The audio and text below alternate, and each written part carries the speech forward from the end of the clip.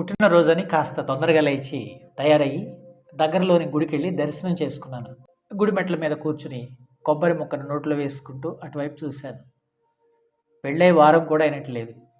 పసుపు రాసుకున్న అమ్మాయి కాళ్ళు పచ్చగా పసిడి రంగులో మెలమెలలాడుతున్నాయి. గంధం పూసిన బుగ్గలు నిగనిగా మెరుస్తున్నాయి. జడ పొడవున కనకాంబరాలు కళకళలాడుతున్నాయి. భుజం చుట్టూ చేయి వేసి అతడేదో అన్నాడు. సిగ్గుబోరు మోయలేక ఆమె కళ్ళు రెండు కిందికి వాలిపోయాయి. అన్యోన్యంగా ఉన్న ఆ జంటను చూడగానే మనస్సులో ఒకలాంటి హాయి. సంతకు వెళ్ళి కావలసిన కూరగాయలన్నీ కొనుక్కుని ఇంటి ముఖం పట్టాను. రోడ్డుకు అవతలి వైపు మరో జంట కనిపించింది. 3 ఏళ్ల కూతుర్ని భుజాల మీద కూర్చోబెట్టుకుని కింద పడకుండా ఒక చెయ్యి ఆమె వీపు మీద వేసి మరో చేత్తో కిరాణా సామాను ఉన్న సంచిని పట్టుకున్నాడు భర్త. అతని పక్కనే తలపైన చిన్న కట్టెల మోపుతో చంకలో బుడ్డోడిని ఎత్తుకుని మరో చేత్తో టిఫిన్ డబ్బా పట్టుకుని ఉంది భార్య.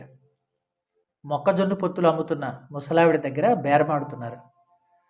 బాధ్యత బంధము పెనవేసుకున్నట్లున్న ఆ కుటుంబాన్ని చూడగానే కడుపు నిండిపోయింది.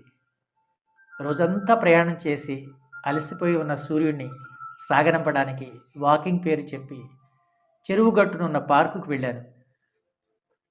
అటు నుంచి ఇటు, ఇటు నుంచి అటు 2 రౌండ్లు నడిచి ఒక బెంచీలో కూలబడ్డాను. వారాంతం అనేమో ఫోన్లకి సెలవిచ్చి చాలామందే పార్కుకు వచ్చారు. చిన్న చిన్న పిల్లలు రంగురంగుల దుస్తుల్లో సీతాకోక చిలుకలల్లే తుళ్ళుతున్నారు. బుజ్జిబుజ్జి పాదాలకు బుల్లి బూట్లు వేసుకుని అడుగేసినప్పుడు అవి కీచు కీచుమంటుంటే ఇంకొంచెం హుషారుగా పరుగులు పెడుతున్నారు. వారిని మురిపెంగా చూసుకుంటున్న అమ్మా నాన్నల ఆనందం చూడగానే అప్పటి వరకు అలసిన శరీరం సేద తీరినట్లు అనిపించింది. పక్క బెంచి వైపు చూద్దును కదా. 70ల్లో ఉన్న ఒక జంట ప్రశాంతంగా కూర్చుని కబుర్లు చెప్పుకుంటూ వేయించిన వేరుశనగ పప్పు కొనుక్కొని తింటున్నారు. అది చూసి నా కడుపు ఇంకా నిండిపోయిందనుకోండి.